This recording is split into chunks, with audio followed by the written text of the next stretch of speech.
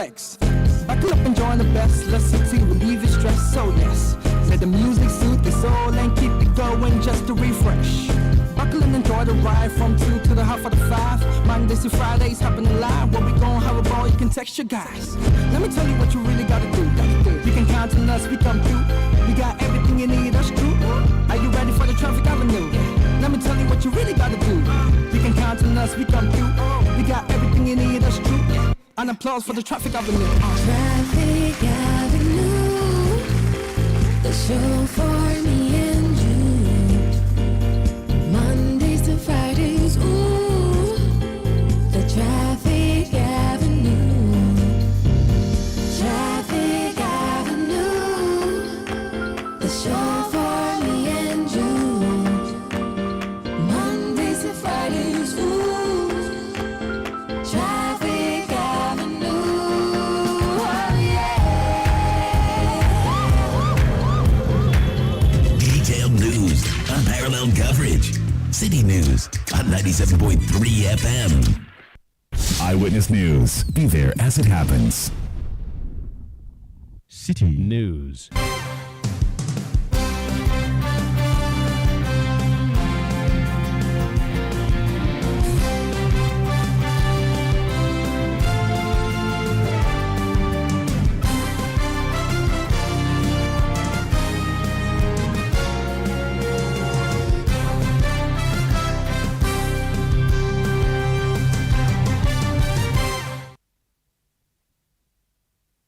It's 17:30 GMT. This is Eyewitness News on 97.3 Citi FM. I am Umar Rusanda Amadou, and tonight I'm here with Eno Safo.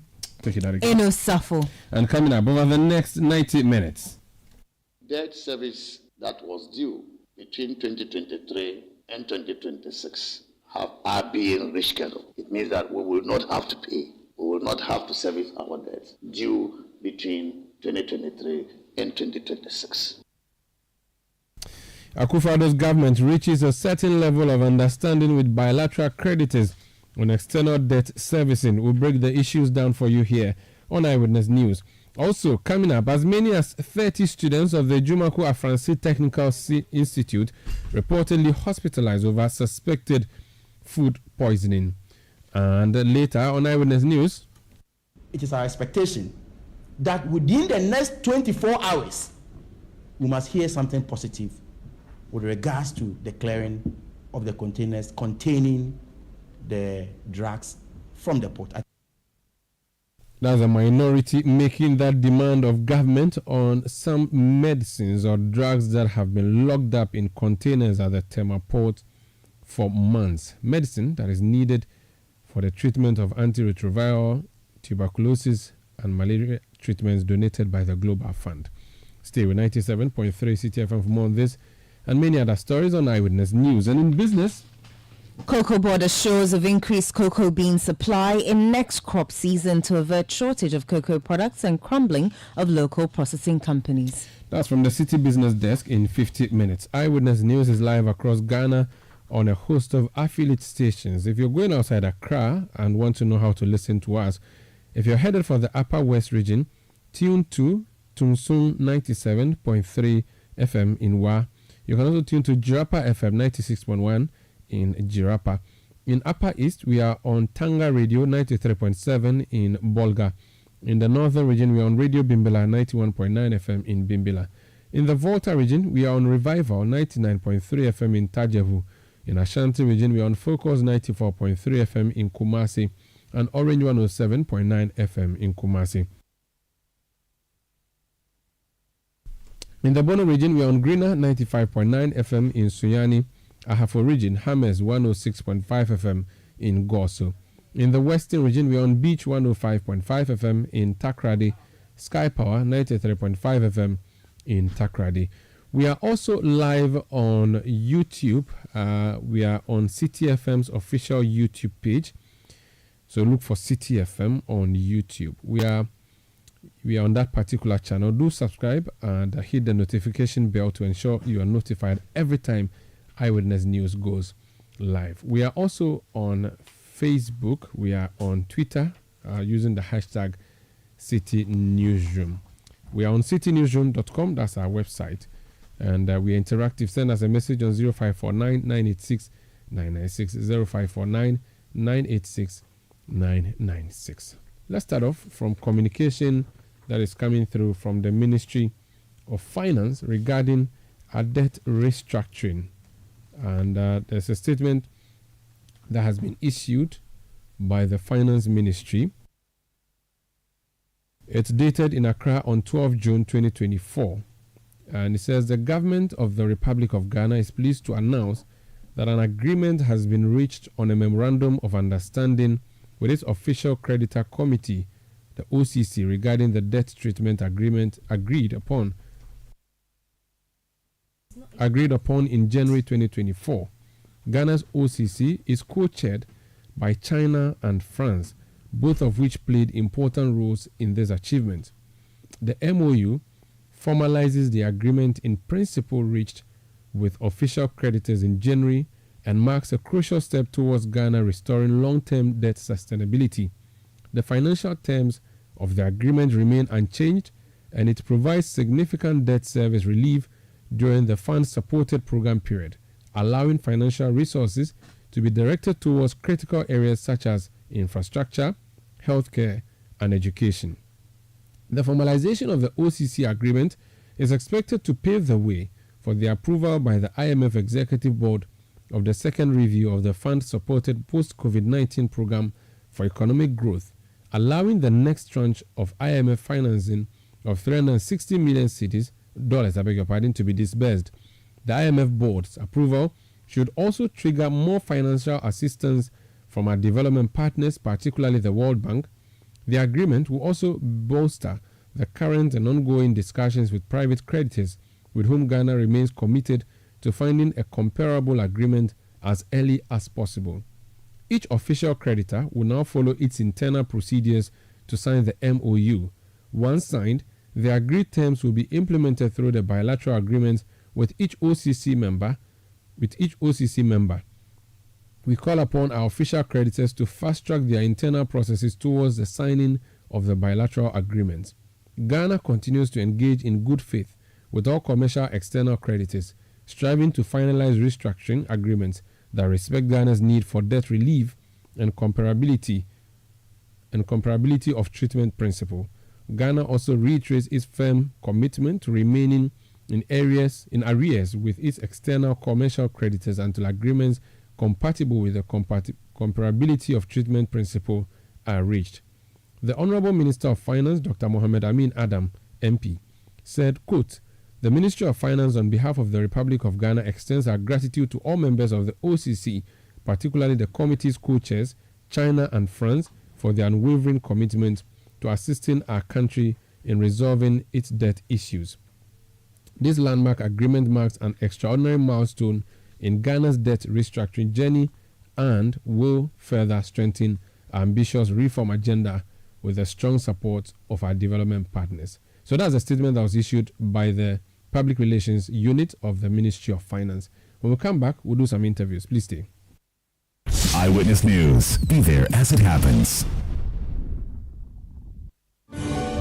Do you have a game-changing and innovative business idea or project that can impact the society? This is your moment. Total Energies presents the 4th edition of the Startupper of the Year Challenge. This year, we are looking for 3 winners. The best entrepreneur, also called the InnovUp winner. The best project or innovative business idea that exemplifies the principle of recycling and minimizing waste, also called the Cycle Up winner. And the best project that promotes or relates to sustainable and affordable energies, also called the Power Up winner. And that's not all. 4 additional projects in the Power Up category will be selected by an international jury. Don't wait any longer. Apply at www.startupper.totalenergies.com for a chance to win financial support, professional mentorship, and a spotlight for your project. Terms and conditions apply. One of the best decisions you could possibly make at the start of your day is to tune in to the City Breakfast Show. Insightful, intriguing, intelligent, and informative. The City Breakfast Show offers an attractive alternative to the noisy mishmash of morning radio. Tune in to the City Breakfast Show for passionate discussions on issues that matter and enjoy interviews where duty bearers and decision makers have their feet held to the fire. The City Breakfast Show airs from 6:30 a.m. to 10 a.m. every Monday to Friday, only on 97.3 Citi FM. Are you a contractor, builder, or a proud homeowner with an eye for quality and security? Well, look no further than Yale. Yale is a trusted name in security for over 180 years. When it comes to securing your home or business, trust Yale. We make security simple, and we're right here in the heart of Accra, Ghana. Visit our stunning showroom on 11th Lane Street in Osu, Accra, and discover a world of premium Yale products, including door hardware, handles, and door locks that will elevate the security and style of your space. Whether you're building from scratch or renovating, Yale has the perfect solution for you. Our products are known for their durability, innovation, and most importantly, your peace of mind. Visit us today and experience the Yale difference. Your security, our priority. Yale, locking in your peace of mind. Let your voice be heard on Eyewitness News on Facebook at facebook.com/Citi97.3, Twitter at twitter.com/Citi973, and Instagram at instagram.com/Citi973 with the hashtag Eyewitness News. You're welcome back. This Eyewitness News on 97.3 Citi FM. We are coming to you from our studios in Adabraka in Accra. We are also around the globe on citinewsroom.com. So the big story is that we are expecting the third tranche of IMF bailout package, 360 million, to be disbursed. We are told it should be coming at the end of June. That's the first issue. But the second, which is the biggest issue, is that we appear to have reached some sort of agreement with our bilateral creditors as part of our debt restructuring. Recall that we did a domestic debt restructuring, or the government did that, 15 years. When it came to the foreign debt servicing, the government sort of put that on ice, but now negotiations have started, and we are learning tonight that they've reached a certain level of agreement. Dr. Abdul Ganiu is a technical advisor at the Office of the Finance Minister. He's joined us on the line. Doc, you're welcome to Eyewitness News. Yeah, thank you very much, my brother. So explain what Memorandum of Understanding mean in this particular context. Does it mean it's an initial stage, or things have been pretty much sorted? Well, so let's look at it this way. There are two levels. First is what we call our bilateral creditors, coming under what we call the Paris Club.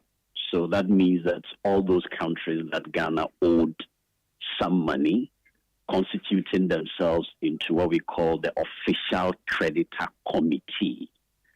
Now, you needed to have an MOU or sign an MOU with the Official Creditor Committee.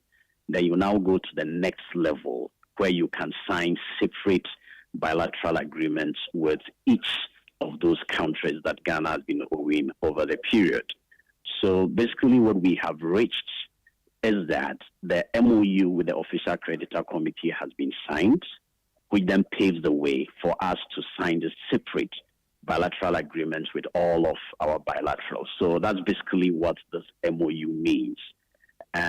What it does mean is that going on to sign those bilateral agreements would just be formalities. So once the broad contours have been set and all of that has been agreed at that particular level, Ghana then can engage each of these bilaterals. So this is such a significant milestone. So this is like a group agreement. Exactly. So this is like a group agreement. Then you now go on to reach agreements with each of those countries under the OCCs. But like I said, it's simply a mere formality. Initially, we heard that one or two of the countries were not willing to play ball. I think it was China or so, or was it France? How did we get them to agree? These were speculations. There was nothing formal about it. the OCC was chaired by France and China. And these are negotiations. You are going to have back and forth conversations right up to a point where you reach an agreement. So the most significant thing is that we have reached an agreement with the OCCs. And if you look at the period within which Ghana has done this, it's so novel. I mean, if you look at some other countries that are still undergoing debt restructuring, for example, Ghana has secured this within a record time. So I think that is commendable. And we certainly have to commend the OCCs and basically the team from Ghana, from the Ministry of Finance that have been involved in these negotiations. Okay, it's interesting you said that we've done this in record time, but we do know that this took a number of months because when you started the debt restructuring, you dealt with the domestic side of things. This is the first time you're making any formal announcement of what you have achieved at the international level. Let's go now down into the details of this agreement. Okay. What were the thorny issues? We are told there was a disagreement between the period that the restructuring should cover, i.e., should it be 2020 or 2021? Can you enlighten us further on that? Okay, I have to add that under this MOU are non-disclosure agreements. So I would probably not be able to provide a lot of detail, but what I can say is that this agreement covers the period of 2023 to about 2026. So what it means is that debts that are owed to the bilaterals have to be rescheduled so that between 2003 and 2023 and 2026, for example, then we can then begin to pay these debts from 2026. So in terms of the principal, in terms of the interest, all of that is not going to be paid over this period. And I say it's significant because it secures whatever financing that you need, which should have gone into debt servicing. So that should be able to boost your reserves. It should be able to stabilize your currency because you don't have to be making significant foreign exchange payments, so as far as payments of the debts are concerned. And what it also means is that the IMF now would go to the executive board, give approval to the $360 million.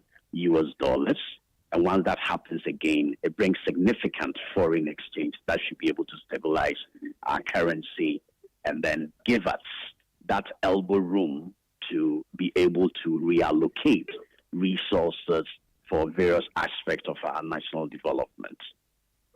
In simpler terms, we are saying to the external creditors that, listen, I was supposed to give you $5 billion from 2023 to 2026. I'm supposed to be paying you back as a debt, but yes, I am in difficult times. Can you please give me the reprieve of starting to pay after 2026? Is that the agreement? That's simply what it means. That's simply what it means. And as I said, based on the non-disclosure agreement, this is the only information we are supposed to disclose.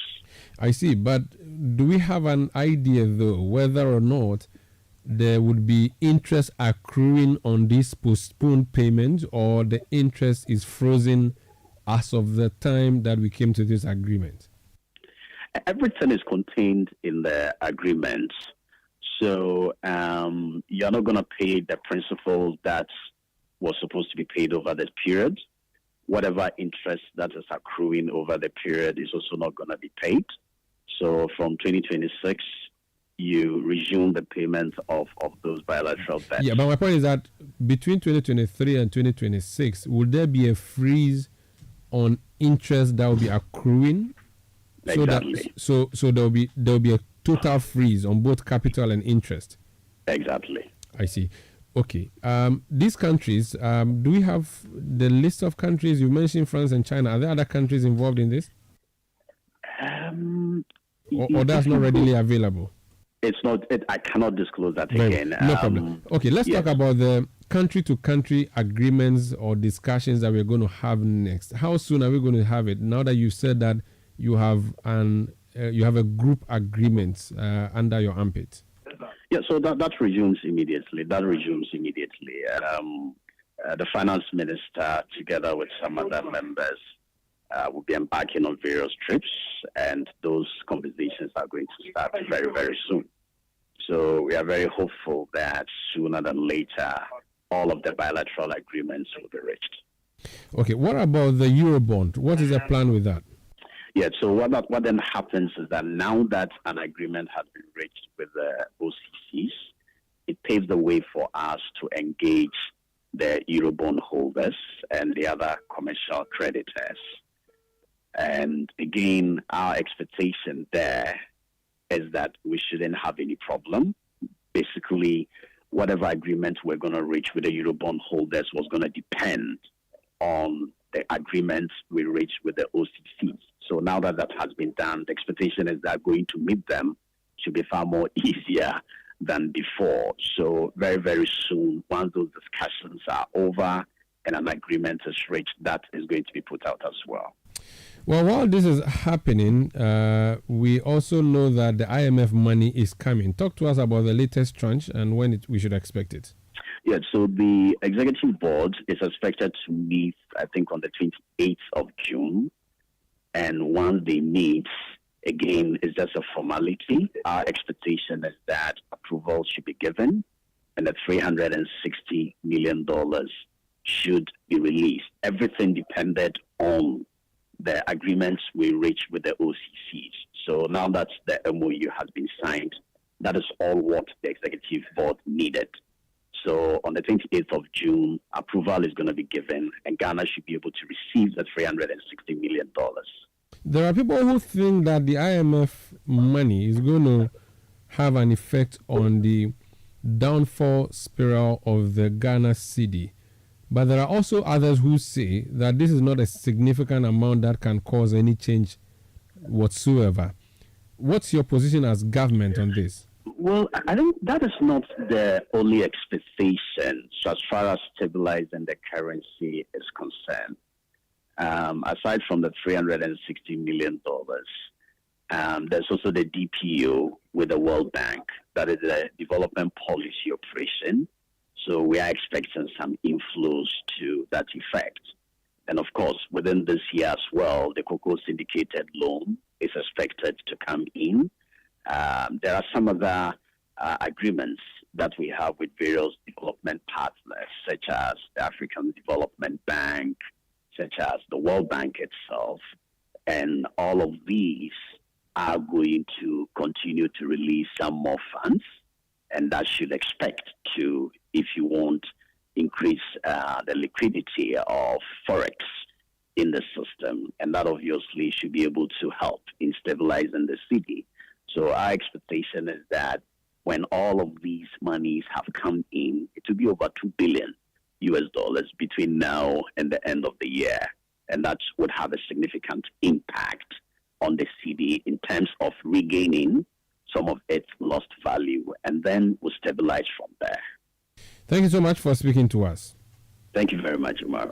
So that's the technical advisor at the office of the finance minister, Dr. Abdul Ganiu, speaking to us on a gamut of issues, including external debt restructuring, plus the issue of the Eurobond, and of course the IMF money that is, or support that is coming through. Let's get some reactions to this. Dr. Patrick Esumin is an economist. Doc, you're welcome to Eyewitness News. Thank you. Good evening, and good evening to listeners. Good evening to you, Doc. The government sounds very excited, and is even saying that this is something we should commend, that they've managed in record time to reach an agreement with the OCC, the Official Creditor Committee, in relation to our external debts. They seem to be wanting plaudits for this. Should we give them that? Well, I think that we should delay giving any praises and plaudits until we've seen the full details of what has been agreed. Unfortunately, the finance minister's technical advisor just said to me that there's a non-disclosure clause in the agreement, and so we may not know details of this agreement beyond the fact that it's going to take place from 2023 to 2026. So we're going to start making payments after 2026.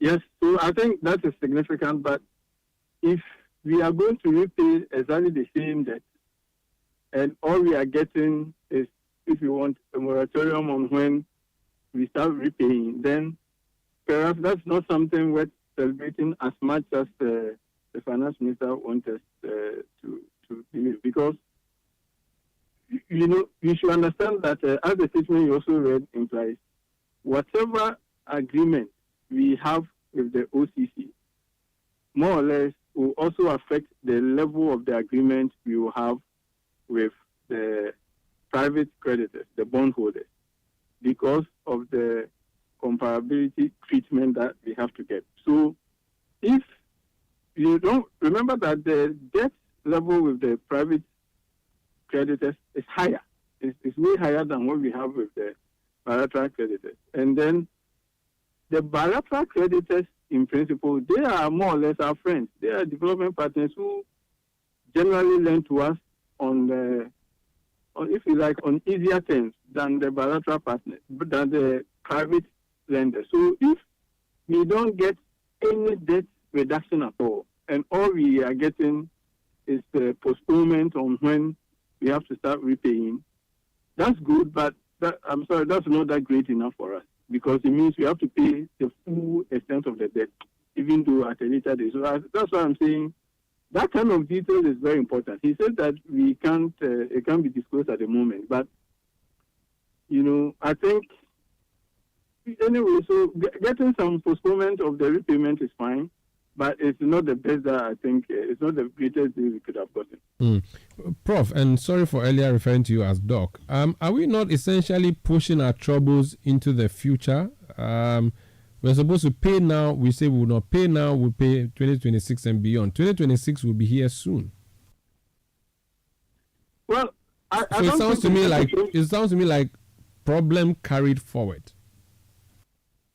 I think it's not as simple as problem carrying forward. Don't forget that if you owe somebody, you are due to pay now, and they said, okay, because of your circumstances, I'm going to postpone the repayment, and I'm going to freeze the principal and the interest. But you should start repaying in, say, 3 months. Well, you have an additional 3 months to work with the money they're giving you to generate some, cash flow that we use to pay the debt. So in principle, it is not simply that we have kicked the can forward and then we postpone our problem.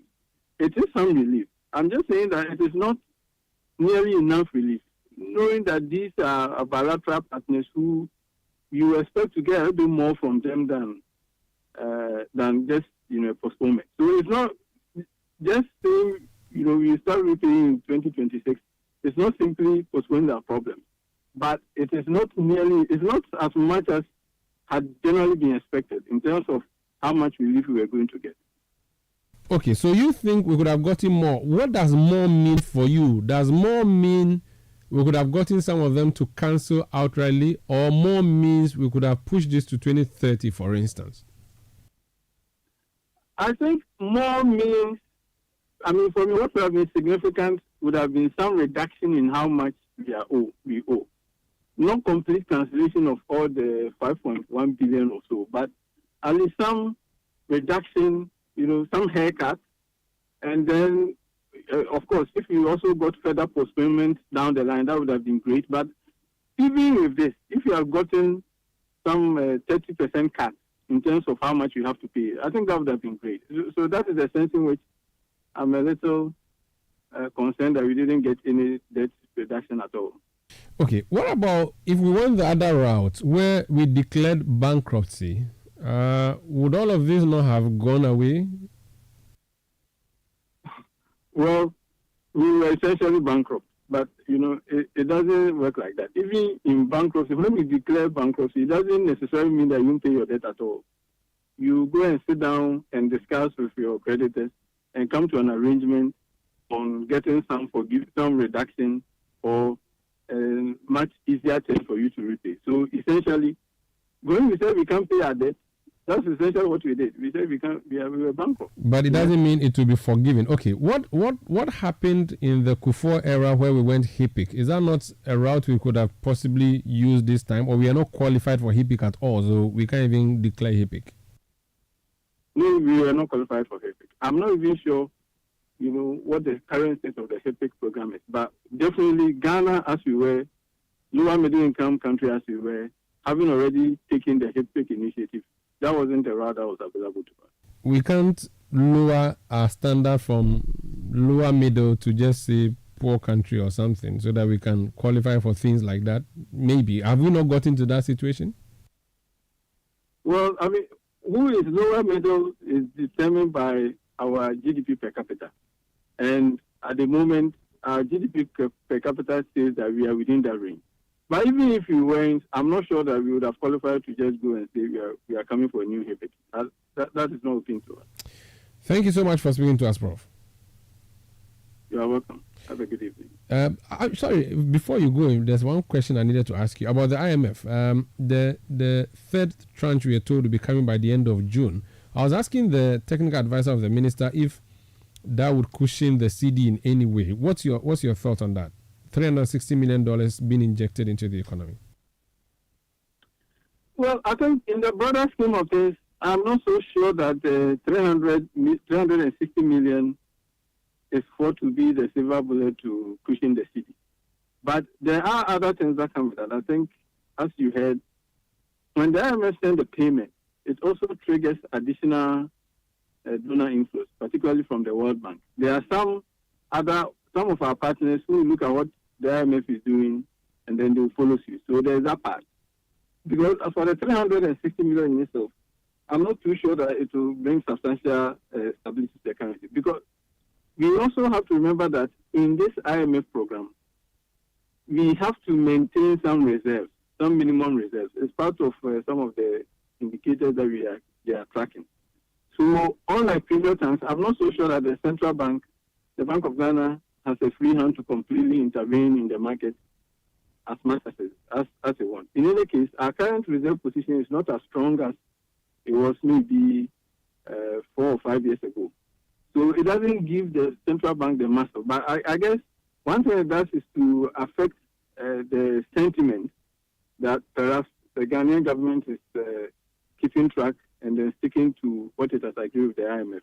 And that because of that fidelity to the implementation of the program, some people have confidence that eventually things will improve. But other than that, I don't think the 360 million in itself will have much. Will have some marginal impact on the stability of the currency, but it's not the quantum of the money. It is perhaps the additional inflows and a change in the investor sentiment towards the Ghanaian economy that might bring some stability. Very well. Thank you so much for speaking to us, sir. You're welcome. That's Professor Patrick, assuming he's an economist, speaking to us there on the state of our economy and matters arising. This is Eyewitness News on 97.3 Citi FM. We are broadcasting from Adabraka in Accra. We are also around the globe on citynewsroom.com. We are live also on YouTube on Citi FM's official YouTube page. You can subscribe to the channel and hit the notification bell to ensure you are notified every time Eyewitness News goes live. Let's go to some breaking news story now. You recall the member NPP parliamentary candidate for the Wassa Amenfi East constituency in the Western region. He has been in some trouble after a recording of a conversation he had with small-scale miners went viral, in which audio and video he was inciting the small-scale miners against members of the Ghana Armed Forces and the National Security Secretariat. The Ghana Armed Forces has issued a statement condemning that.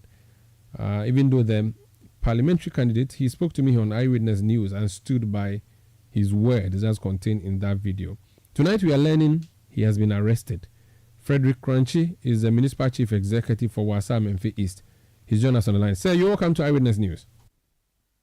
Thank you, my brother. Please confirm for us that Ernest Frimpong has been arrested, and under what circumstances, please? Yeah, my brother, good evening to your cherished listeners and viewers. I can confirm that Mr. Ernest Frimpong is currently at police custody at Tapa regional police command. In fact, the regional police command placed a call on him on Monday morning, that because he was not within the municipality, he had to travel from wherever he was at Kumasi. So yesterday evening he reported himself, and then today, as I speak to you now, about 30 minutes ago, he has finished writing his statements, and he's speaking a day. So I can confirm to you that he's at the regional police command at Papa, not within the municipality, because of the magnitude of the issue. They did not want to handle it over here. I see. Now, what necessitated this invitation? Did someone complain to the police? Did the police see the video and decide to act? Did you, as MUSEC boss, find this repulsive and decided to report? What happened? Yeah, in fact, when we saw the video on Sunday, I think we saw the video on Sunday, and then we had to meet on that very Sunday. I had to meet with my security people, the district police command, and then the immigration. So we decided to refer the issue to the regional police command because we did not want tension over here because we don't have enough men.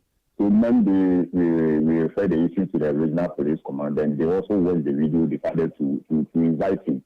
So that is why they have invited him to take his statement, because we saw that some of the content of the video is a security threat. So that is why we referred the issue to the regional police command.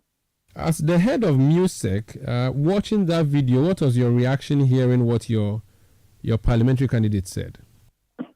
Well, as a MUSEC chairman, in fact, I see it as a security threat, but I don't see it as any serious issue that will cause the youth in Amenfi to attack the security service. Because, my brother, you remember about 2 months ago, a young man, 28 years old, young guy, Kofi Ejay, was shot by a security personnel unprovoked, and he died. Even at that instant, the youth did not take the law into their own hands and then attack the security. Even when the youth were provoked, they remained calm and then ensure that the law takes its way. So even at that time, they did not attack the police, they did not attack the security. So I don't see this statement going to incite the youth in Amenfi or the small-scale miners to attack the security.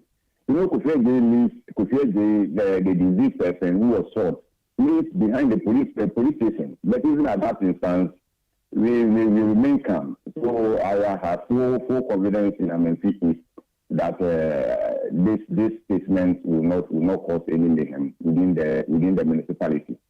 So if you don't find it as offensive, why do you think it's a national security threat? No, because it has gone viral. Because it has gone viral. Within Amenfi is fine. I can trust the people of Amenfi, but I can't trust every Ghanaian. So that is why we need to invite him and then apply the law so that nobody somewhere or somebody somewhere will not take this video or will not take this advice and then attack a security personnel somewhere. Do you, as MUSEC boss, endorse what he said in that video, or you dissociate yourself?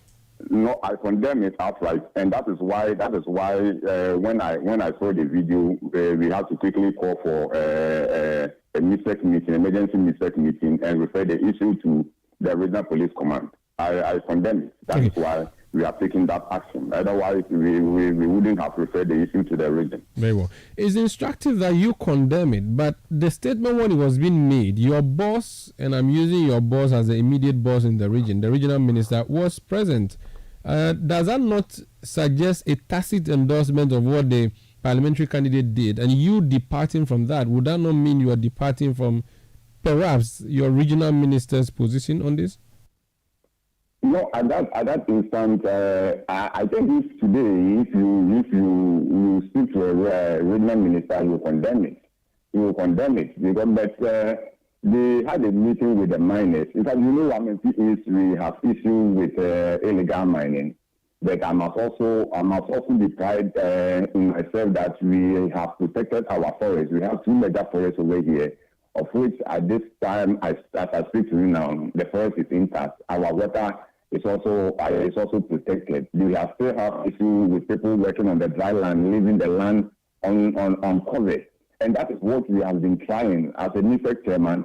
We have been trying to organize them into groups and then see if we can get some community mining for them. That would be, in that case, they will be guided by regulations that will force them to cover the land. We have been having such meetings, and I think it is one of such meetings that Regional Minister and NS from Pong had with them.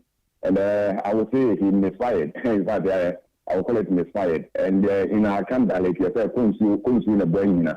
So I will call it unfortunate, but I think he can be pardoned because I think he had a good mind to organize them so that they do a proper work, and this thing happened. Very well. I interviewed him and he said there are instances where persons claiming to be military men or national security operatives come to the area and attack or assault mine owners.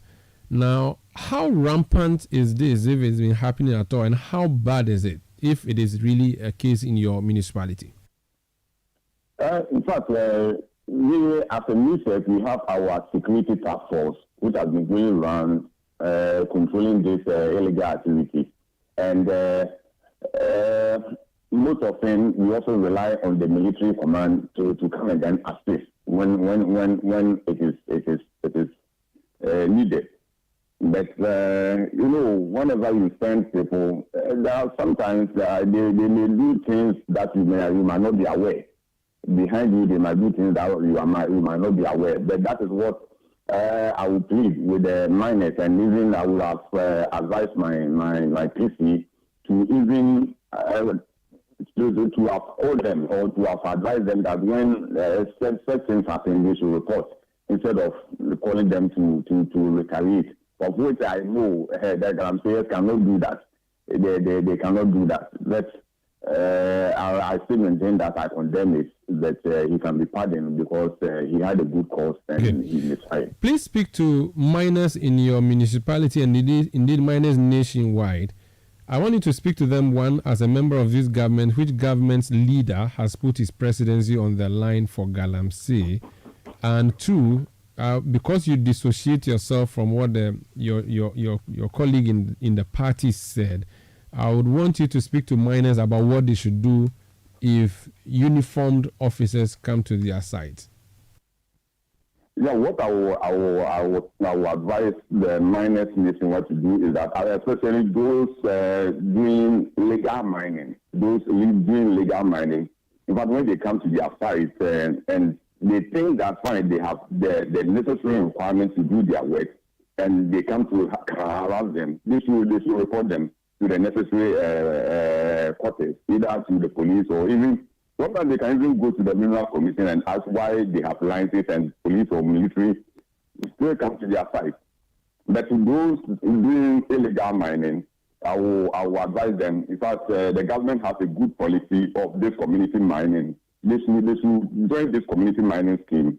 Just get a land. I mean, the government is ready to facilitate the documents for you to do your work according to the guidelines set out in the mining laws. So that is what I will plead with the miners. In fact, the land belongs to us. We cannot look on concern for them to destroy it as the way it is going. So once a while, the military will come and then make sure that they do the right thing. But they should cooperate because they are there for us. The security are there for us. The security are there to protect us, especially in my municipality, my brother. At the beginning of every year, there are rampant armed robbery cases over here. And when it happens like that, we rely on this police service, we rely on this security service to come and then assist. So we cannot be attacking them and then later come and call them to come and help us. It is national duty. It is a general exercise that we all have to come on board. Just on the lighter side, he said there's a WhatsApp group that you are also on, and that if anybody sees any of these officers, they should put a voice note on the WhatsApp group so that if he doesn't see it, you would see it and order for them to take action. Are you going to leave that page or you're going to sanitize the page? In fact, when you listen to the tape, he said he will form a WhatsApp group. He was going to form a WhatsApp group. It doesn't mean that he has formed already. But this was April, so I'm assuming by now that he has formed it and added you already. Oh, it is not. It is not. It is not. And then, the meeting was, I think he had a meeting about 2 months ago. Yes, April. He had a meeting about 2 months ago. And since then, there has never been any misunderstanding between the civilian and the security service. Okay. Even after his words. Then after his words, there hasn't been any WhatsApp group or any thing that can cause any confusion. Very well. Thank you so much for speaking to us, sir. You're welcome. That's Frederick Crunchy. He's the Municipal Chief Executive for Wassa Amenfi East in the Western region. So the news is that the gentleman in that viral video inciting minors against security officers has been arrested by the police. He's currently in Takwa working to secure bail from police custody. This is Eyewitness News. Eyewitness News. Be there as it happens. Do you have a game-changing and innovative business idea or project that can impact the society? This is your moment. Total Energies presents the 4th edition of the Startup of the Year Challenge. This year, we are looking for 3 winners. The best entrepreneur, also called the InnovUp winner. The best project or innovative business idea that exemplifies the principle of recycling and minimizing waste, also called the Cycle Up winner. And the best project that promotes or relates to sustainable and affordable energies, also called the Power Up winner. And that's not all. 4 additional projects in the Power Up category will be selected by lead.startup.totalenergies.com for a chance to win financial support, professional mentorship, and a spotlight for your project. Terms and conditions apply.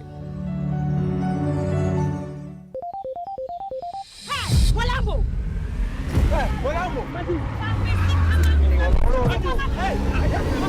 asked him to buy me original politics. Hey, please don't make mistake. Talk to Papa. Open the back man. And you politics no girl. Papa. Papa, can Robo? The politics is original. The first and the best. What is? Ukota also for dear acrobat using it. Politics, yes.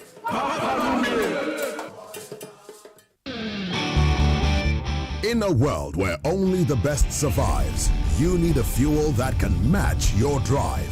A fuel with unparalleled protection for your engine, superior efficiency, and unrivaled performance. A fuel so unbeatable, when you get behind the wheel, you'll focus on what really matters. The journey ahead. That fuel is Shell V-Power, because no other fuel gives your engine better protection, better efficiency, and better performance. Be unbeatable. Drive unbeatable. Shell V-Power. Shell. Go well.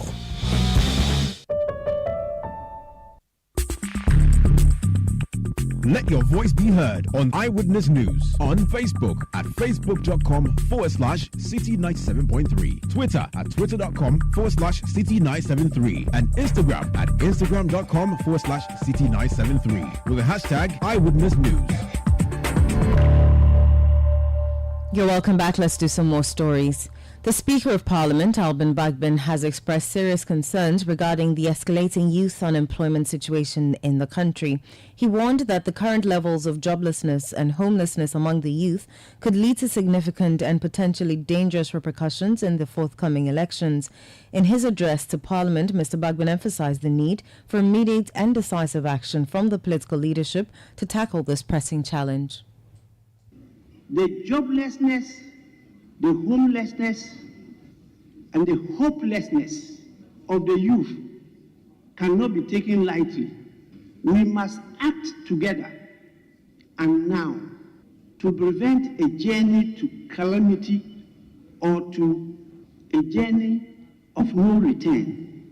Honorable members, as the English conductor Sir Thomas Beecham once noted, there are only 2 golden rules for an orchestra. You start together and you finish together. Let us, as a political class, start together and finish together. The public does not give a damn what goes on in between the starting together and finishing together. That was the Speaker of Parliament, Alban Bagbin. The National Labour Commission has ordered the striking workers of the National Identification Authority to call off their strike and resume negotiations with the government on Friday, June 14. The staff are protesting the government's undue delay in addressing their conditions of service, including the granting of institution-specific allowances to the NIA. The strike has disrupted operations at various NIA centres, leaving many people seeking services stranded. The Deputy General Secretary of the Public Sector Workers Union of the Trades Union Congress representing the NIA workers, John Sampa, indicated that the strike will only be called off after meeting with its leadership for a final resolution. We think that we want peace and that we are ready to call our members. We are ready to sit down with them to comply with the directive. I am unable to now say here that we have called off the strike action because I'm representing people. Right. We are going to call them. We will put our options on the table. We will deliberate upon it, and the decision that we will take, we will communicate to Ghanaians. But we are ready to dialogue as long as we see the commitment on government side. That the same way that other institutions have been treated, the workers of NIA also deserve. Are you disappointed in the ruling? It's not a matter of disappointment. We were thinking that we will go into the actual issues, but we agree with the commission because it is the fair wages that has the mandate from Ministry of Finance to make a final determination, and it is also at negotiation that we will be able to arrive at something. So we are okay with it. John Sampa is Deputy General Secretary of the Public Sector Workers Union of the Trades Union Congress representing the NIA workers. Meanwhile, the Director of Salary Administration at the Fair Wages and Salaries Commission, Safa Samada, has expressed readiness to negotiate to reach an amicable solution. For the second consecutive week, investors with the Locked Up Investment Holders Forum have picketed at the Finance Ministry demanding to be paid for their investments confined in distressed financial institutions. They are urging the Finance Ministry to provide assurances to enable the Bank of Ghana declare insolvency and revoke the licenses of finance houses including NDK Financial Services and SIC Life Savings and Loans. Dr. Duana Neentri is the convener for the Locked Up Investment Holders Forum. We are picketing every Wednesday until our problem is resolved. And say it has not been resolved, we will pick it. We have said that it's only December that because of election and Christmas we won't come. If our problem is not solved after the new year, we will continue. From last week up until now, you were told that the ministers had traveled and that upon their return you were going to be called into a meeting. That didn't happen. I haven't heard anything from the ministry. Dr. Duanani Enchi is the convener for the Locked Up Investment Holders Forum. The Ghana National Association of Teachers has described the intention of the government to present before Parliament a free senior high school bill as unnecessary.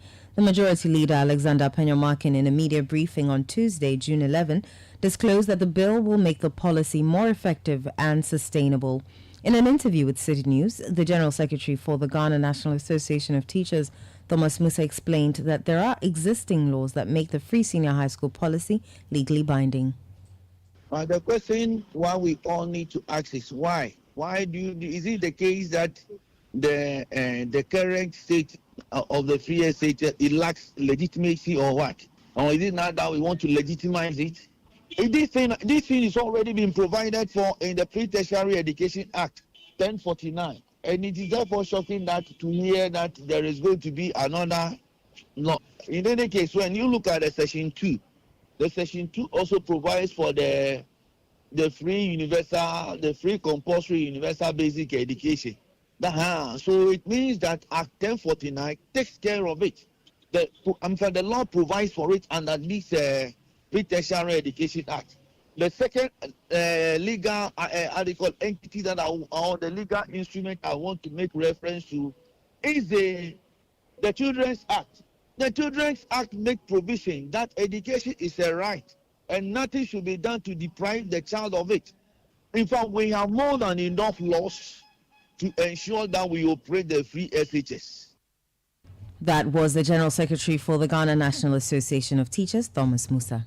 Talking about the education sector, we are hearing of some food poisoning in a school in Ejumakun. Calvis Teta is our correspondent in the central region. He's joined us on the line. Calvis, you're welcome to Eyewitness News. What do we know about this food poisoning? How many students are on admission? Well, Sandra, just sometime late yesterday, students of the technical school, and there was a bit of a noise around the school. So, according to some residents who were around, they saw students moving in and out of the compound after taking lunch. Some of them were apparently vomiting. Some were, holding their stomach, which is an indication that they had some stomach upset. This happened just after eating lunch, and so this drew the attention of teachers within the school, questioning what exactly is happening. But according to my source I spoke to, he said the students started vomiting just after eating lunch in the school, and this lunch we're talking about is waakye and then stew. We don't know for a fact whether the waakye was indeed contaminated, but according to medical officers I'm speaking to, they are saying they believe there was something wrong with the waakye, and for that matter, the students were, having diarrhea instantly. So about 30 students were rushed to the Salvation Army and then the Ejumakun Government Hospital for treatment. According to the medical officers, they give them some medications to calm them down and stop them from running. Parents who heard of this incident also rushed to the school to actually visit their wards and see if indeed they are okay. So if you ask me, this is what happened here in Ejumakun. Thank you so much for speaking to us. That's Calvis Teta. He's our correspondent in the Central Region. This is Eyewitness News on 97.3 Citi FM. We'll be returning with latest in business news. But before then, family in the Volta region is worried, Yes, they are. The family of a man allegedly killed by police at Delukope near Keta in the... Jalukope. Okay. Jalukope. So the D is a J. Yes. Okay, Jalukope. Yes. Near Keta in the Volta region are demanding an independent probe into his death. Jerry Sedem Pesanu was allegedly brutalized by the police and died in their custody on Wednesday, June 5, when their intervention was sought in a brawl between him and his tenant over the fixing of an air conditioner. The family suspects foul play on the side of the police. Brothers of the deceased, Michael Badigbe and Bernard Doe Williams, spoke to City News on the issue, demanding justice for their late brother. Our sources indicate that our brother died Wednesday, but we got the information on Thursday. Our brother was severely beaten, dragged before being taken to police custody. All the village folks, all the town folks who were around the police station saw how he was being dragged out of the car. Our brother was treated like a criminal, which he wasn't. Our request to the MC or to IGP Dampari through our Chief Executive Officer is that, one, the officer and any other person involved must be arrested and the officer interdicted. Two, we want the autopsy to be done by independent person or institution or what have you, so that, and not the police, okay, because we believe the police has a hand in this. Michael Badegbe and Bernard Doe Williams are siblings of a deceased landlord at Keta. Meanwhile, the municipal chief executive for Keta, Emmanuel Bemaga, speaking to City News, said the situation is being managed. We are really in charge. Luck on our part is that the police, whom the youth are accusing so much, are also sober. At the moment, they cannot be confrontational. Actually, have taken charge of the matter, and we are managing it very well. You heard the municipal chief executive for Keta, Emmanuel Gemega. Eyewitness News. Be there as it happens. Let your voice be heard on Eyewitness News on Facebook at facebook.com/Citi97.3, Twitter at twitter.com/Citi973, and Instagram at instagram.com/Citi973 with the hashtag Eyewitness News. One of the best decisions you could possibly make at the start of your day is to tune in to the City Breakfast Show. Insightful, intriguing, intelligent, and informative. The City Breakfast Show offers an attractive alternative to the noisy mishmash of morning radio. Tune in to the City Breakfast Show for passionate discussions on issues that matter and enjoy interviews where duty bearers and decision makers have their feet held to the fire. The City Breakfast Show airs from 6:30 a.m. to 10 a.m. every Monday to Friday, only on 97.3 Citi FM. Eyewitness News. Be there as it happens. Get the details. Every significant financial transaction, every market movement, and all the policies that affect your business. City Business News. Be informed. Time now for City Business News on Eyewitness News. My name is Ines Offa. Let's settle for the details. Cocoa processing companies may heave a sigh of relief as the Ghana Cocoa Board has assured of increased cocoa bean supply in the upcoming main crop season set to commence in October this year. This assurance comes at a crucial time when local cocoa processing companies have been grappling with operational strains due to a decline in cocoa bean supply resulting from recent low cocoa production.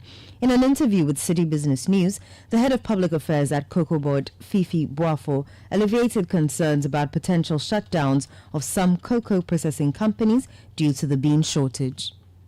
That have contributed to the low production this year is the effect of the El Nino. It is projected that going into next year we will not suffer the effect of El Nino as we've seen this year. So the expectation is that there will be better production going into next year. And since there will be better production going into next year, we will be in a position to supply the beans expectation of processing factories. So yes, going into the next cocoa season, there's better prospects in terms of bean supply arrangements. Fifi Boafo is the head of public affairs at the Ghana Cocoa Board. Inflation for the month of May 2024 dropped significantly to 23.1%, down from 25% in April 2024.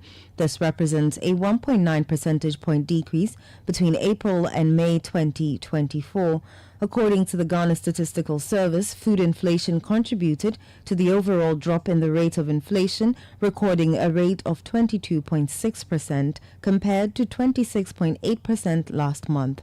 However, non-food inflation increased slightly to 23.6% in May 2024, up from 23.5% in April 2024. Speaking to journalists in Accra, government statistician Professor Samuel Kobna-Enim urged policymakers to focus on transportation, which recorded a month-on-month inflation of 10.5%. What I want the media and policymakers to engage discussion on is not food inflation, but in this case, it's transport, where we are seeing a month-on-month transport inflation of 10.5%, when overall month-on-month is 3.2%.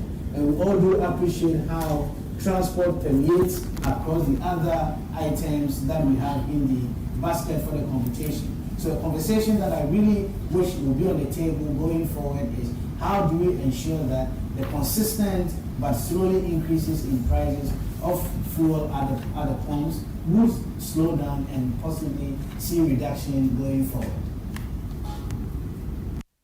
You heard government statistician Professor Samuel Kobna-Enim. The Institute of Economic Affairs is proposing stringent measures to guide Ghana's fiscal policies and prevent, amongst others, recurrent reliance on IMF bailout programs. IEA is suggesting a 3% fiscal deficit cap as against the current 5% in the Fiscal Responsibility Act 2018, Act 982, a 60% of debt to GDP ratio, and a borrowing investment rule which will mandate all borrowings to be channeled into investments rather than recurrent expenditures. Additionally, IEA is calling for an independent fiscal council to play a watchdog role over government fiscal activities. Director of Research with IEA, Dr. John Kwachi, has been addressing a media briefing. This target ceiling, ceiling on the deficit, it's always debatable as to where you place it. Some people will say that maybe 5% is adequate. Some people will say that the 3% you are proposing is too restrictive. We have different opinions, but if you ask me personally, I have even maintained that if I had my way, I'll set a balanced budget ceiling rule for Ghana. In other words, we balance the budget, no deficit. Okay, but that is me. I can't have my way, so I'm prepared to go with the 3% deficit. But even to buttress the deficit rule, we do not believe that setting a deficit target is even enough to achieve your overall, fiscal and debt sustainability. So we would want to buttress the deficit rule with 2 additional rules: a debt rule and a borrowing investment rule. Dr. John Kwachi is Director of Research of the Institute of Economic Affairs. Approximately 629,000 individuals residing in the Greater Accra region are classified as poor, accounting for 11.7% of the regional population as per the Ghana Statistical Service's Regional Insights from its Multidimensional Poverty Report. The report underscores the significant influence of educational and employment status on the overall poverty levels within families. Here's Head of National Accounts at the Ghana Statistical Service, Francis Bright Mensah, with the regional highlights. Greater Accra region, we realize that about 11.7%, that translates to about 629,000 people, are multidimensional poor. Now, we saw disparity across the districts within the region. And when we look at some of with this poverty level, what if we look at the characteristics of the heads of the households of these houses? And we realize that there's variety or the disparity across the districts. If you look at a head of a household who has no education, we're seeing the poverty level ranging from about 16% in one of the districts to a high of about 52%. If you look at the industry in which heads of households work, for example, we could see that for those households who are not working, poverty level were ranging between 27% into about 67%. That is within Greater Accra region.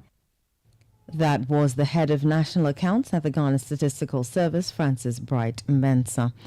Just before we go, with climate change, droughts and other types of unseasonable weather posing risks for farmers in the country, Chief Farmer of the Urban Jungle Agro, Selim Agudu, is making a strong case for irrigation development to boost food production. Despite considerable potential for development and the emphasis placed on irrigation development in many plans, less than 5% of the total cultivatable area in Ghana is irrigated. Speaking on day 3 of week 2 of the City Business Festival 2024 on-air series on the topic Urban Greenhouse and Backyard Farming, Selim Agudu urged government to employ more resources into the development of irrigation systems as it offers promise of greater food security for Ghana. We are setting up a farm in the Volta region that is going to use drip irrigation. We are depending on groundwater using boreholes. So we're going to pump the water up, make sure the water is the right quality, make sure that we know what the water requirement of the plants are, provide them with that water on a daily basis. That sounds very simple enough. I think most of the problems people have, the upfront cost of setting up irrigation system. If you look in countries where they are irrigating, if you look at the whole setup, you realize that when you irrigate, the price might look prohibitive. If you can get past that price, the yield at the end would more than make up for what you're spending on that upfront part of the operation. Irrigation generally makes sense. It's how do we enable people to be able to set it up so that they can have a sustainable operation. Yeah. Selim Agudu is a chief farmer of Urban Jungle Agro.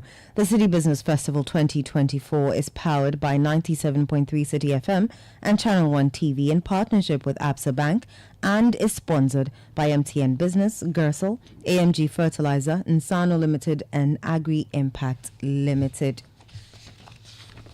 That's all for City Business News on Eyewitness News. My name is Enusafo. Up next is Point Blank. Let your voice be heard on Eyewitness News on Facebook at facebook.com/City97.3, Twitter at twitter.com/City973, and Instagram at instagram.com/City973 with the hashtag Eyewitness News.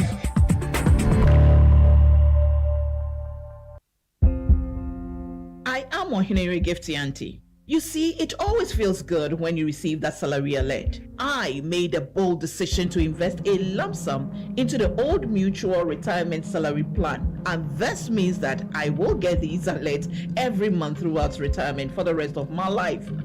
You too can retire on your own terms. So invest a lump sum in the Old Mutual Retirement Salary Plan today and enjoy guaranteed monthly income for life.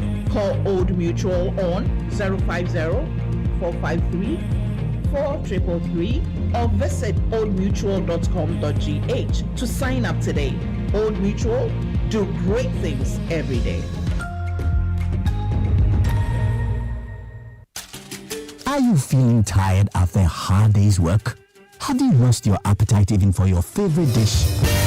Viral Blood Tonic is a nutritionally balanced, pleasant-tasting tonic fortified with iron and vitamins to boost your appetite and energy levels for high performance. Viral Blood Tonic, easy to take and good for the whole family. Viral from Danex Iting Starwin PLC. If symptoms persist after 48 hours, consult a physician. This advert is FDA approved. Life is a stage and we're all players, playing the supporting role. The title of my poem is Playing with rhythm. Playing the lead. Playing to win. Playing with gusto. Playing for the sheer thrill until the curtain falls. Because every journey begins with play. Kickstart yours with MTN. So, what are we doing today? MTN. Eyewitness News. Be there as it happens.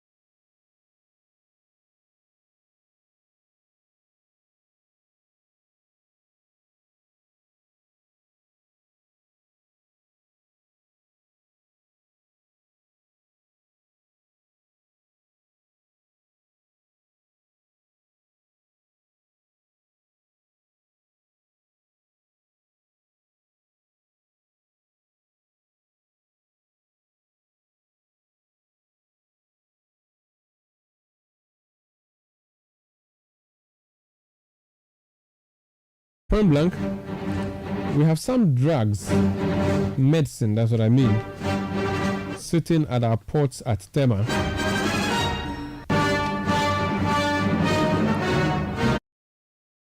Medicines have not been cleared for many months now.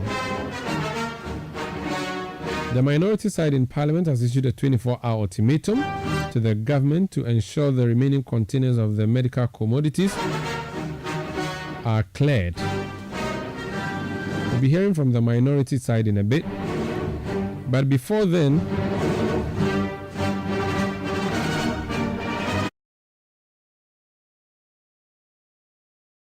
the medicines were actually a donation to Ghana by the Global Fund.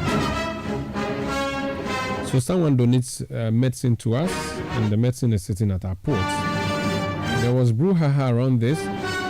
14 out of the 182 containers were cleared and delivered to the Ministry of Health. The rest are still sitting there, we are told. So let's speak to the donors first, then we hear from the minority side. Samuel Hackman is the Executive Secretary and Country Director, Country Coordinating, he's the Executive Secretary, Country Coordinating Mechanisms of the Global Fund. He's joined us on the line. Sir, you're welcome to Eyewitness News. Hi, good evening, and good evening to your listeners. Good evening. First of all, can you tell us what the Global Fund is, first of all, so we understand your relationship or connection to this story? All right, thank you very much. So the Global Fund is an organization that was founded in 2002 by the UN to oversee the disbursement of grants to countries to fight against TB, HIV, and malaria. In recent times, they have added system strengthening grants as well. So Ghana benefits from these 4 specific areas: HIV, TB, malaria, and health systems strengthening. Okay, now talk to us then about these drugs we have at the ports. What is your role in that? What did you send to us or donate to us, and what has been happening to it so far? Thank you. So these grants amount to about $45 million, and it was part of the just ended grant cycle 6.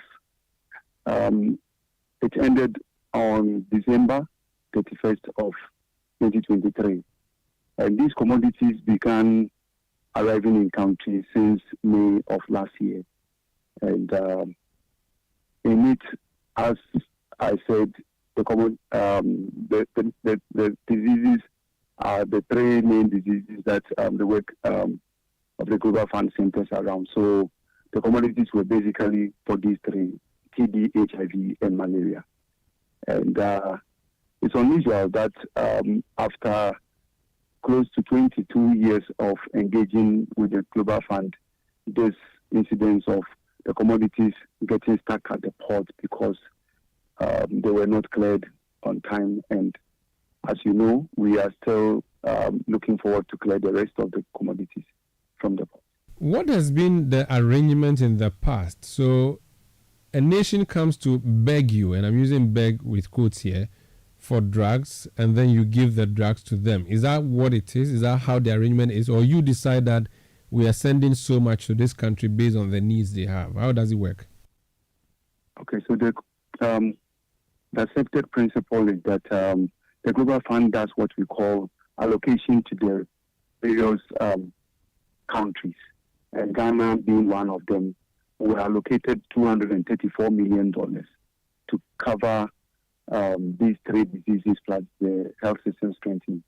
So in this grant, the country does what we call the commodity analysis and is able to come out with the quantifications for each of the diseases in terms of health product. And so this wasn't something that was dumped on the country. It wasn't also because we begged for it, but it was something that is part of the grant. You cannot fight TB, HIV without drugs and other commodities. And so the national quantification estimated a certain quantum of drugs and health product that is needed. And part of that was the $45 million procurement, which we are talking about here. And there are 182 containers.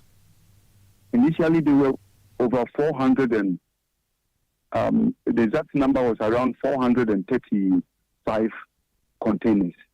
And clearance began somewhere January, and they were trickling in until somewhere in April when the CSOs staged the press conference and embarked on several advocacies, and actual mass clearance began. Of course, the 435 has come down to about 184. And just recently we are told that 64 has also been taken out. And so we are looking around 120 containers stacked at the port at the moment. And these drugs are given to Ghana for free, correct? Yes, they are part of the grant. They are not loans, they are not bilateral loans or whatever. These are grants. So our only obligation as a state is to go collect it from the port, correct? Right. What seems to be the stumbling block then? Do you know? Okay, so the normal process has been that once the commodities arrive, taxes are waived, and then the clearance is done. In this case, were told that some of the taxes were still pending. They were unable to waive them on time, and so these commodities began gathering demurrage costs and other third-party charges, which was so huge. And the state, I would say, found it very difficult to get it out in time. So all we need now is for the head of the Ghana Revenue Authority, the Commissioner General, to write and say these containers are exempt from tax, let them come through the country, and then it will be implemented. That's all that we need now, correct? Normally that is what happens, but that engagement did not happen in time, and so the port and the clearing agents continue to hold those things. But we have passed that stage now. The tax waivers have been given, and so what is left now is the port handling charges, network charges, inspection, and other fees and levies that are being slapped on the containers at the port. But in terms of the taxes, I would say that they have been waived. They have been waived. So if the government is able to pay for these third-party charges, that will be all. Is there a likelihood that some of the drugs you have locked up there would expire? At the moment, we have TB drugs and malaria drugs as well as ITMs in there. Of course, many of the drugs have about 2 years shelf life. And judging from when they began arriving, some of them have stayed in the port in those harsh conditions for close to 8 months to 1 year. And the potency of such drugs, left at the mercy of the weather cannot be guaranteed. And so, though they are not expired, the more they keep being kept in the containers at the port, this condition reduces the potency of the drugs. Sad. Thank you for speaking to us. Welcome, sir. That's Samuel Hackman. He's Executive Secretary for the Country Coordinating Mechanism of the Global Fund, speaking to us there about some drugs that we were given freely, which drugs we are unable to clear at our ports. The minority side in Parliament found this very alarming. Today they called a press conference and issued a 24-hour ultimatum to the government to ensure that the containers are brought out. Kwabena Minta Akando is Member of Parliament for Dwabusu and ranking member on the Health Committee of Parliament. I've always been with the strongest conviction that health must be prioritized in this country. Unfortunately, it is one of the sectors this government hasn't prioritized. It is quite disheartening to hear that foreign donors put huge sums of monies together and decide to give us grants. They buy commodities, drugs for Ghana. It is transported from the country of origin.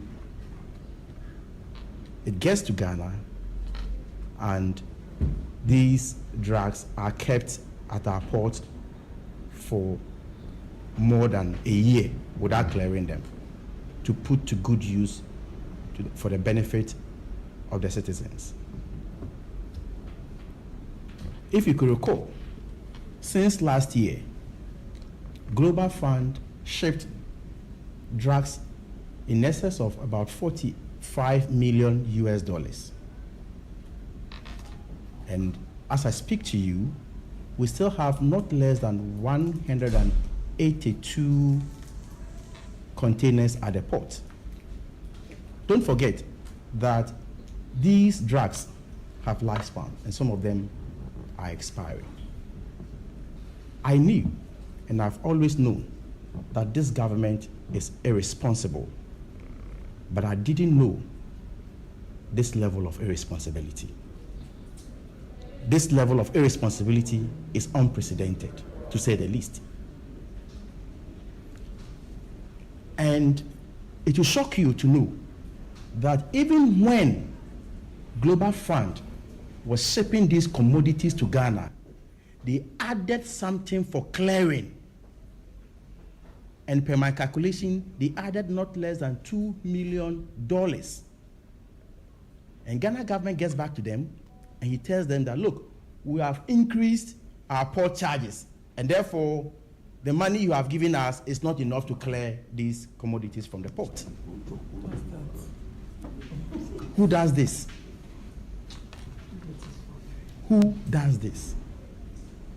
And this services or grant has taken place since 2002 till now. We have cycles, and we are now in our 7th cycle. And the 7th cycle alone, we are benefiting not less than $248 million and an additional $100 million. Even the counterpart funding we are supposed to pay, and this counterpart funding, it is not money that must be paid to Global Fund. It is show me evidence of procurement. Whatever you need, 15% of the money I'm giving you. So the 15% of the 248, go and buy whatever you need as a country and come and show me the evidence, and I'll continue to give you whatever you need. And even with that counterpart funding, it's tug of war. As I speak to you now, we are owing in excess of $33 million. And what shocks me is that in the 2023 National Health Insurance Formula, an allocation of not less than 80 million Ghana cedis was made to that effect. 80 million Ghana cedis was made, and I have in my hands a copy of the National Health Insurance Formula for 2023. So, I don't know. I'm simply confused about this whole matter. That, and anytime any consignment takes off from its country of origin, notice are given to the recipients, especially with the Ministry of Health. So, once the consignment takes off from its country of origin, then the processes starts. They kick in. If you are responsible, whether you waive the taxes and duties, and these taxes and duties can simply be waived by the Ministry of Finance and be brought back to Parliament for ratification. And we do it all the time. In fact, we even do it for hotels in this country, hotels. Why can't we waive taxes and duties on medication to save the lives of people? And today, we are told that now those taxes have been waived, but there are demurrages. The taxes have been waived, but now Ghana is supposed to pay about 7 million Ghana cedis for demurrages. So to who? So we could have waived these taxes and duties about a year ago, and we didn't do that. And now we've incurred demurrages, and we have to go and pay about 7 million Ghana cedis, for which reason these containers are still kept at the ports. With the greatest respect to the president and his vice president, this country is not for them. This country is governed by the taxpayers' money. And the taxpayers' money must be put to judicious use. And with immediate effect, the president and his vice must make sure that these drugs are cleared from the port to save lives in this country. We have spoken about this same issue not less than 3 or 4 times. If you are in a jurisdiction, you are in a country where even stakeholders in the governance, such as members of parliament, raise issues for more than a year, 6 months, 5 months, a year, and government deliberately refuses to at least respond to those pertinent issues, then we have a big problem as a country. We have a very big problem. If at this point in time, government cannot respond to clearing medications for the citizens, can you imagine as a country if we decide, may God forbid, to vote for this government again to continue? Then I don't know what will happen to us as a country. That's Kwabena Minta Akando. He's NDC MP for Dwabuso and ranking member on the Health Committee of Parliament. That would be it for Eyewitness News tonight. My name is Umaru Sanda Amado. I did this with Eno Safo. Production by Kwabena Wilson, Beverly London, and Sami Wiafe. Technical support from Daniel Squashi. New media support from Edwin Kwakofi. We'll be back tomorrow at 17:30 GMT. Thank you for listening and have a good night.